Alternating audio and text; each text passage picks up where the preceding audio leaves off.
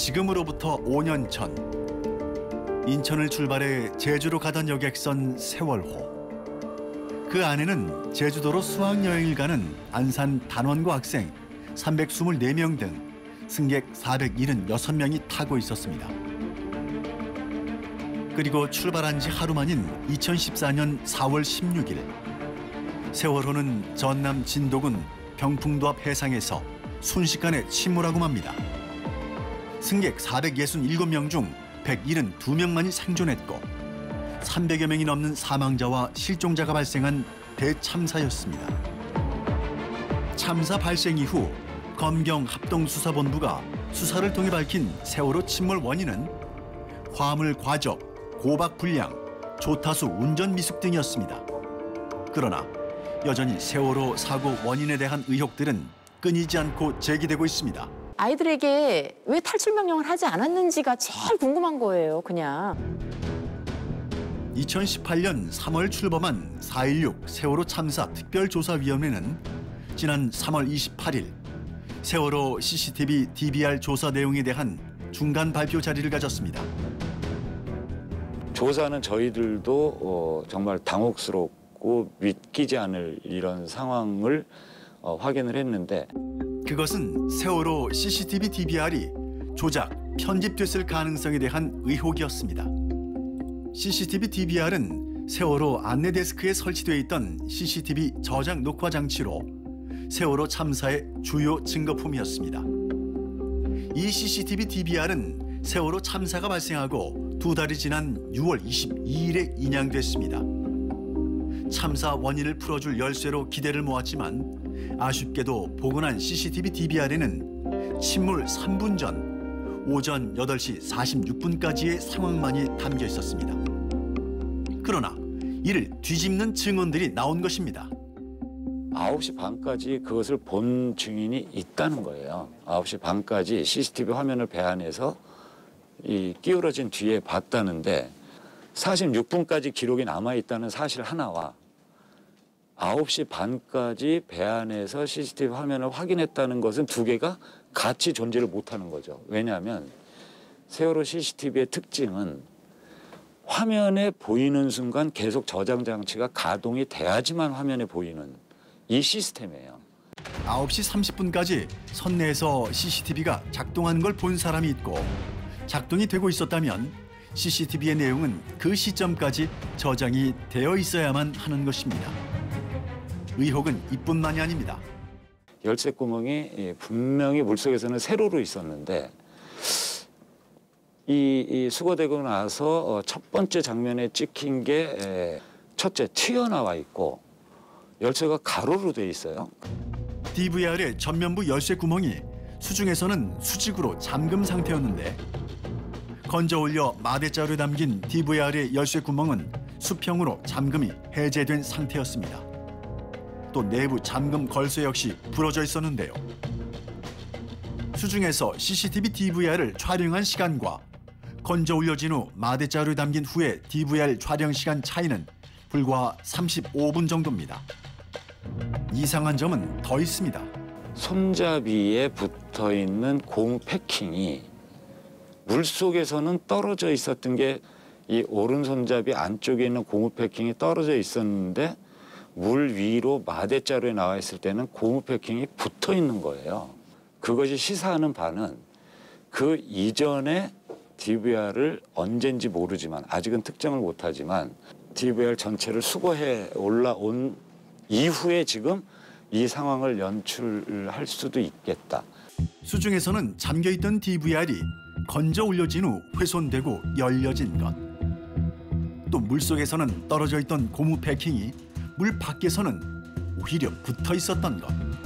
35분 사이에 훼손되고 바뀐 DVR의 상태가 이야기하는 것은 무엇일까? 물속에 있었던 DVR과 저희들이 가지고 있는 것이 같지 않다라는 점이 하나가 있고 침몰과 함께 물속으로 들어갔던 DVR을 그대로 6월 22일 날 수거를 한 것이 아지선으로 올라온 상태에서 또 이것이 바뀌었다. 이게 그러니까 아주 저희들 조사는 저희들로서도 깜짝 놀랄 수밖에 없었고 거기에 간과할 수 없는 가장 중요한 사실인 침몰 3분 전까지만 복원된 CCTV 영상. 분명 9시 30분까지 확인이 가능했던 CCTV 영상이 왜 침몰 3분 전까지만 담겨 있는 걸까? 그렇다면 이거는 굉장히 무서운 추론이 나올 수밖에 없어요. 그러면은 누군가 9분 48초에 배가 급격히 경사될 거를 미리 알고 누군가 전원 플러그를 뽑았다. 이거는 완벽하게 고의 침몰을 위해서 증거를 없애기 위해서 미리 뽑았다. 그렇지 않으면 사후에 데이터를 조작했다. 만약에 그것이 사실이라면 국민들이나 가족들이 봐서는 안 될 장면들이 있지 않았겠냐. 특조위의 이 같은 조사 발표에 누구보다 충격을 받은 건 세월호 참사 유가족들입니다. 그런 발표에 대해서도 예상은 하고 있었지만 그게 사실로 밝혀진다는 거에 대해서 굉장히 큰 충격이었죠. 4.16 세월호 참사 가족협의회는 이와 관련해 세월호 참사의 전면 재수사를 위해 세월호 참사 특별수사단 설치를 촉구하고 있습니다. 사실 그 사참위에는 수사권과 기소권이 없잖아요. 그러다 보니까 조사의 한계성에 대해서는 저희도 인지를 하고 있거든요. 이제 그런 측면. 그리고 어떻게 보면 그 특별수사단이라는 그런 의미보다는 세월호 참사에 대한 전면 재수사가 필요하고 꼭 해야 된다는 요구죠. 4.16 세월호 참사 가족협의회 장훈 위원장과 자세한 이야기 나누도록 하겠습니다. 예, 안녕하십니까? 네, 준영학교입니다. 먼저 세월호 참사 5년 만에 제기된 의혹에 대해서 이야기를 나눠보도록 하겠습니다. 네. 세월호 참사 특조위에서 CCTV DVR 조작, 편집 의혹을 제기했는데 그 발표 내용을 보고 어떤 생각이 드시던가요? 일종의 설로만 존재했던 내용이거든요. 이게 그러니까 음모론처럼. 근데 이게 국가 공식 기구인 그 사회적 참사 특별조사위원회에서 확인을 해보고 조사를 해보니 정말로 이게 조작됐고 바뀐 정황이 보인다. 정황상 증거들은 너무 숱하게 많고 확증할 수 있는 증거들조차 나오고 있기 때문에 이거는 수사로 가야 되지 않느냐. 지금 이런 의견들이 비등하게 나오고 있죠. 여러 가지 이제 정황들이 네네. 이제 있어서 저희가 앞서 이제 영상에서도 보긴 했는데 저희가 이제 취재하기로 여러분들을 만났는데 대부분의 유가족 분들께서는 이런 상황을 좀 예측이라도 한 듯이 이럴 줄 알았다. 약간 이런 네네. 반응들이 많이 보이셨거든요. 예. 이미 예전부터 제출된 CCTV 영상에 대한 어떤 의혹이라고 봐야 될까요? 네. 블랙박스 영상을 복원을 해요. 복원을 했는데 그 당시에 이제 배가 넘어간 시간이 이제 완전히 확정이 된 거죠. 8시 48분 40초에서 48초 사이에 배가 급격하게 넘어졌다. 확정이 됐는데 이 CCTV DVR은 8시 46분에 끝나버리죠. 그러면 3분간의 이 시간이 남아버리잖아요. 도저히 저희한테는 이해할 수 없는. 하필 그 시점에요. 예. 그러니까 왜 먼저 꺼졌냐. 그럼 미리 뺐냐. 근데 미리 뺐다는 건 말이 안 되죠. 왜냐하면 그 증언들이 있기 때문에. 그렇다면 이건 데이터를 누가 손댄 거 아니냐. 원래 있을지 모르는 데이터가 어디 있을지도 모른다는 거죠. 원 데이터가. 그렇다면 맨 마지막 모습까지, 그러니까 정말 지옥 같은 모습이겠지만 지옥 같은 모습까지 아마 찍히지 않았을까. 그러면 그 데이터가 가지는 그 소중함은 되게 크거든요.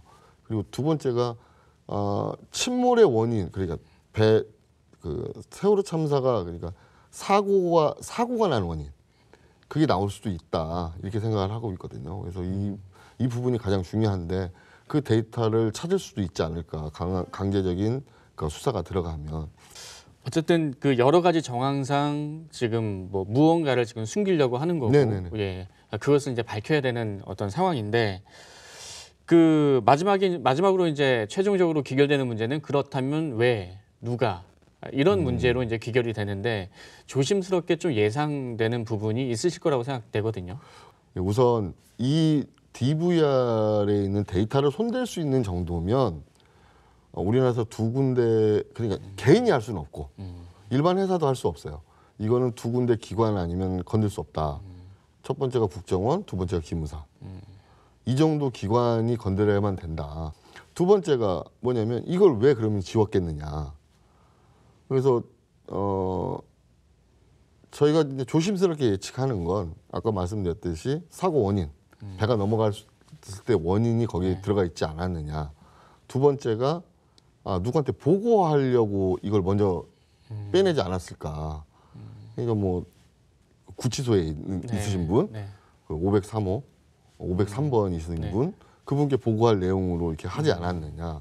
현재 세월호 참사 가족협의회를 포함한 대부분의 유가족분들이 세월호 참사 특별수사단 설치를 지금 요구하고 있는데 그 수사단이 설치됐을 때하고 지금은 현재는 없잖아요. 차이가 많이 있습니까? 수사하는데? 지금 세월호 참사로 인해서 지금 재판이 세 군데서 진행되고 있어요. 중앙지법, 서울중앙지법, 그다음에 동부지법, 그다음에 군사법원에서 지금 이루어지고 있거든요. 이 세 사건이 한 가지 사건이에요. 세월호 참사에 나온 한 가지 사건인데 이게 나뉘어버리니까 본질이 흐려져 버리잖아요.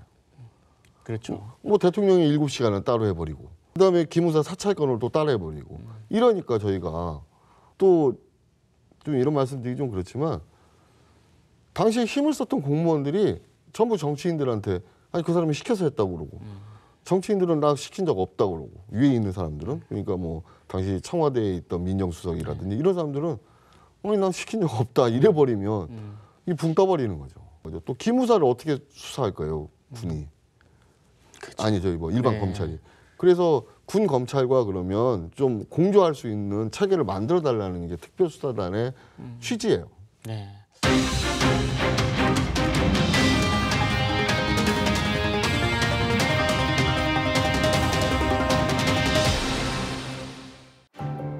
지난 4월 5일 특별한 공연이 무대 위에 올랐습니다. 제주도 수학여행을 앞두고 장기자랑을 준비하는 고2 여학생들의 이야기를 담고 있는데요. 이 공연이 특별한 이유는 무대 위 배우들이 세월호 참사 당시 희생된 단원고 학생과 생존 학생의 어머니들이기 때문입니다. 처음에는 그냥 재밌는 대본 읽기 모임으로 그냥 쭉 진행을 하다가 그 재밌는 좀 코미디 대본들, 희극 대본들을 쭉 읽으면서 조금 웃음도 좀 웃을 수 있고 이런 기회를 만들다가 2016년도 봄에 정식 극단으로 창단을 했습니다. 2016년부터 첫 작품 그와 그녀의 옷장에 이어 두 번째 작품으로 이웃에 살고 이웃에 죽고까지 100회가 넘는 공연을 무대 위에 올렸는데 이번 장기자랑은 4.16 가족극단 노란 리본의 세 번째 작품으로 어머니들은 단원고 교복을 입고 6회 발랄한 여고생 연기를 펼쳤습니다. 아시는 분? 난 알지롱. 야, 너 박미라 때문에 그러지? 뭐? 내가? 저희가 첫 번째, 두 번째 작품을 할 때도 굉장히 설레고 걱정되고 그런 부분이 있었는데 지금은 잘해야겠다 하는 부담감이 훨씬 커요. 왜냐면 아이들 이야기이고 엄마들이 얼마만큼 그걸 표현할 수 있을지 잘하고 싶은데 그 기대만큼 못하게 될까 봐 걱정이 많이 되기 때문에 걱정이 많이 되는데 수학여행을 기다리며 설레어하고 행복해하는 아이들을 상상하며 즐겁게 무대를 준비했습니다. 그러나 순간순간 먼저 간 아이들이 보여 눈물을 훔칠 수밖에 없었는데요. 연습할 때는 최대한 웃으면서 밝게 하려고 하는데 집에 가서 이제 대본이나 그런 거를 다시 보면은 군데군데 아이가 보이는 거예요. 그게 보이니까 엄마들이 되게 많이 울었어요. 아침에 제가 이거 와이셔츠를 우리 애가 월요일 날 이제 학교 가기 전에 밥 먹을 때 제가 이거 와이셔츠를 제가 매일 아침마다 다렸었어요. 이걸 다리면서 제가 시계를 문득 딱 생각이 나가지고 시계를 딱 봤는데 7시 25분인 거예요. 우리 아이가 학교 가는 시간이 7시 반이었는데 제가 아이 밥 먹을 때 제가 다렸으니까 그 시간에 제가 이걸 다렸어요, 오늘. 그러면서 울컥해가지고 또 다리면서 울었어요. 엄마는 너를 위해서 영만이를 무대에서 영만이를 보여주는 거야. 그래서 멋지게 엄마 잘할게. 영만이도 응원해줘. 시간이 흘러도 아이들이 잊혀지지 않길 바라며 전국을 돌며 공연을 하는 노란 극단 배우들. 그중에서 이곳 안산에서의 공연이 가장 힘이 든다고 말합니다. 안산이란 이 지역에서 한꺼번에 이런 참사를 간접적으로나마 같이 겪은 사람들이잖아요. 그래서 우리도 물론 아프지만 그 사람들도 아픈 사람들이에요. 그래서 이제 바라보는 게 같은 아픈 사람들끼리 바라보고 관객이 되고 공연하는 사람이 되는 거잖아요.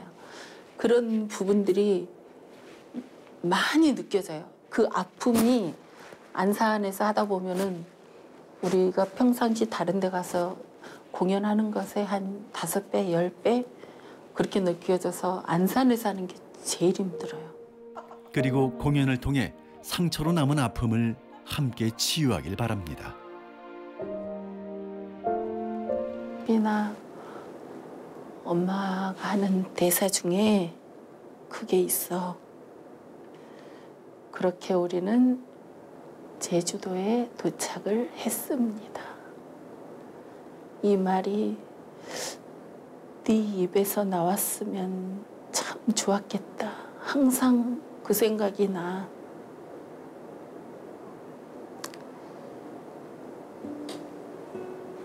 걱정하지 마.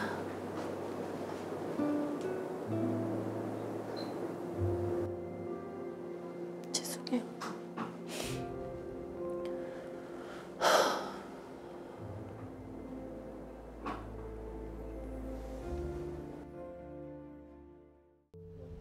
지난 3월 18일 광화문 광장에 마련됐던 세월호 분향소가 철거됐습니다. 2014년 7월 처음 설치된 이후 4년 8개월 만의 일입니다. 그 세월호 광장은 세월호 참사로 인해 국민들이, 시민들이 만든 광장이거든요.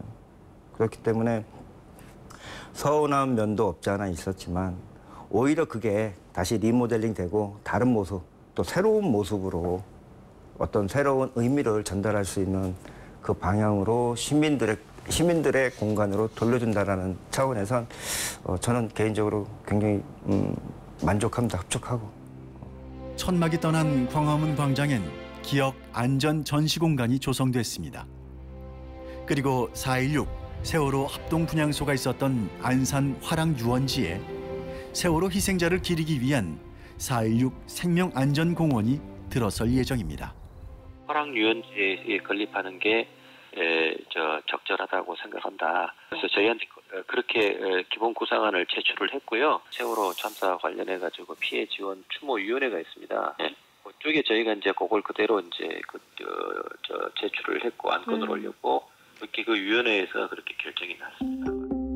그러나 추모공원 설치를 놓고 불만의 목소리가 터져나오고 있습니다. 인근에는 추모공원 설립을 반대하는 현수막이 곳곳에 걸려 있는데요. 반대죠. 당연히 반대죠. 보세요. 여기 공원 있지, 저기 구청이 있지, 보건소 있지, 롤라이 스케이트장 있지, 캠핑장 있지. 아 여기가 그게 합당해. 당연히 아니라고 생각하죠. 왜 여기다가 해필 여기다가 그거를 하려고 그러는지 모르겠어요. 여기 지금 아파트가 지금 만 세대가 들어와요. 솔직히 여기서 몇 메다나 돼. 혐오스럽잖아요. 옛날부터 어른들이 돌아가셔도 지금 난 어려서부터 또 동네 넘어도 못 가게 해야 행여는. 근데 여기다가 낙골당을 하면 그러고 여기는요 주민들이 쉴 공간에 유원지 여기밖에 없어요. 반대하는 목소리가 계속되자 안산시의회 자유한국당 의원들은 최근 정부 세종청사를 방문해 세월호 추모시설 건립 장소를 변경해 안산 시민의 갈등을 봉합해야 한다는 의견을 전달하기도 했습니다. 몇 군데 다니면서 현장 설문을 해봤어요. 예. 근데 이제 그때도 단원구에서는 한 85%가 반대를 하고, 상록구에서는 한 70%가 반대가 있었어요. 네.